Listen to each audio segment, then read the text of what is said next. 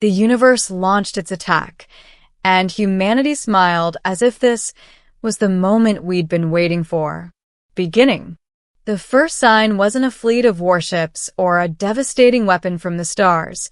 It was silence. For nearly a century, humanity had listened to the cosmos, straining every radio dish and orbital array toward the black ocean of space. SETI projects had picked up faint static, erratic pulses, but nothing confirmed.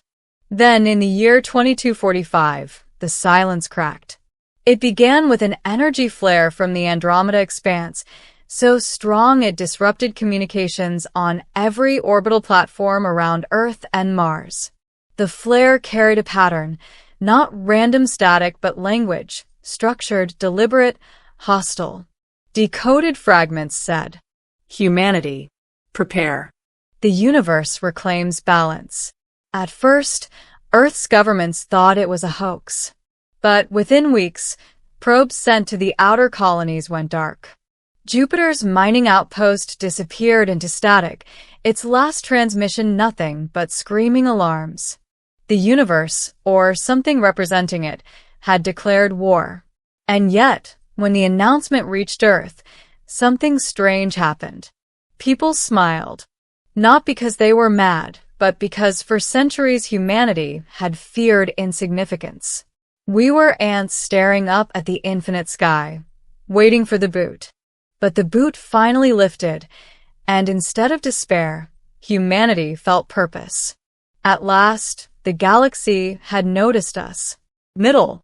The first wave came from the edge of the solar system.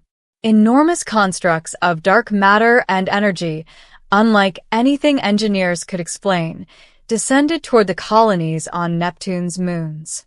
They weren't ships as humanity understood them. They were living storms, cosmic predators shaped like wings of shadow. They devoured orbitals, tore apart defense satellites, and bent gravity like toys. Earth's united fleet, the Terran Defense Armada, launched from Mars, Luna, and Earth orbit. Against logic, they didn't retreat. Instead, they charged. Admiral Yara Okonkwo, the first commander to address the fleet, transmitted a speech to every soldier, miner, and colonist across human space. For thousands of years, we wondered if we were alone. Today, the universe itself has answered. It comes not to greet us, but to erase us. Let it try. Humanity has survived plagues, wars, and our own mistakes. We are still here. And when the universe strikes, we strike back. The soldiers cheered. Civilians lit up streets with holographic banners. Finally, the test begins. Earth answers the call. No one had expected this reaction. Fear, yes. Terror, certainly. But instead, there was fire in humanity's veins.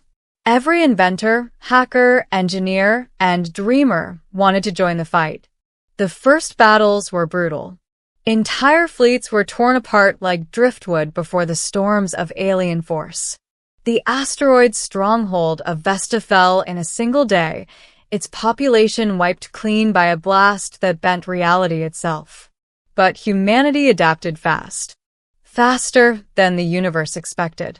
Within months, humans deployed weapons that bent space-time, stolen from scraps of wreckage. They reverse-engineered fragments of the enemy's biology, creating shields woven from dark energy threads. The more the universe attacked, the more humanity learned. And then came the counterstrike. Human fleets, once clumsy ships of steel, transformed into sleek predators of quantum light. Fighters blinked in and out of existence, striking with precision before vanishing. Capital ships fired lances of antimatter that cracked the living storms apart. Humanity was no longer defending. They were hunting. The turning point. The decisive moment came at the Battle of Helios Rift.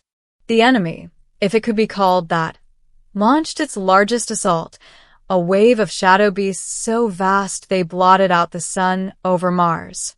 Colonists watched as the sky itself rippled like a curtain of ink. Instead of despair, the streets filled with music. Children painted their faces with glowing stars. Families climbed onto rooftops to watch the sky, not with horror, but with awe. It was as if every human heart whispered the same thought. So this is what we were waiting for. In orbit, Admiral Okonkwo commanded the fleet. Humanity's ships deployed not in defense, but in a trap. They lured the enemy into the rift, where experimental weapons based on gravitational inversion were waiting.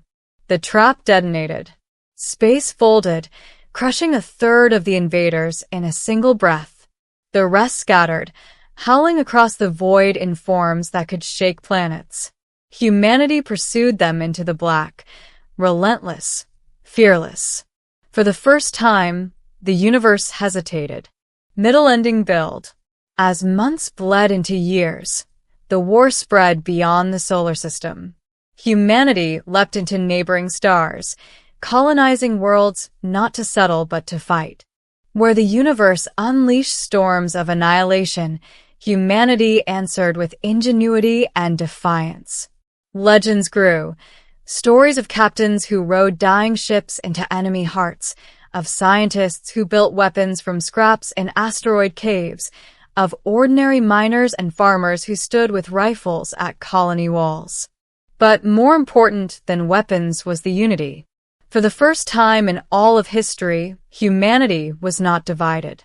Nations dissolved. Flags no longer mattered. There was only one banner. The blue-green earth rising over the black. The universe had given humanity what centuries of politics could not, a reason to stand as one. And yet, the question lingered. What was this universe that attacked? A species? A collective intelligence?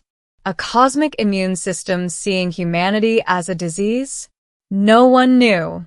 But one message was intercepted in the wreckage of a fallen storm. It said, "Humanity, you are anomaly. You are fracture. The balance ends." Ending. The final battle came not in orbit of Earth, but in the Orion expanse, a battlefield of stars torn apart by the war. There, humanity faced the central core of the invading force, a construct larger than moons, pulsing with dark light. It spoke to them, a voice carried across every frequency. You cannot win. You should not exist. Admiral Okonkwo answered with a smile. And yet we do. That is enough. The fleets engaged. The battle raged for days, shattering planets, bending space-time into storms. Humanity fought not as desperate survivors, but as warriors who had finally found their destiny. In the end, the core fell.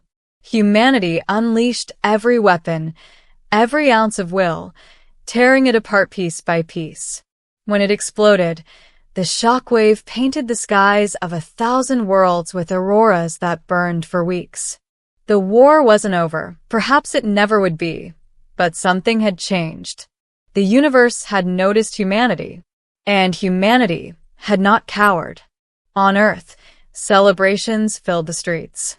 Not of peace, not of victory, but of arrival. Humanity had stepped into its true role, not prey, not victim, but challenger. The universe had launched its attack, and humanity, with a grin that spanned across stars, whispered back, "Finally, we've been waiting."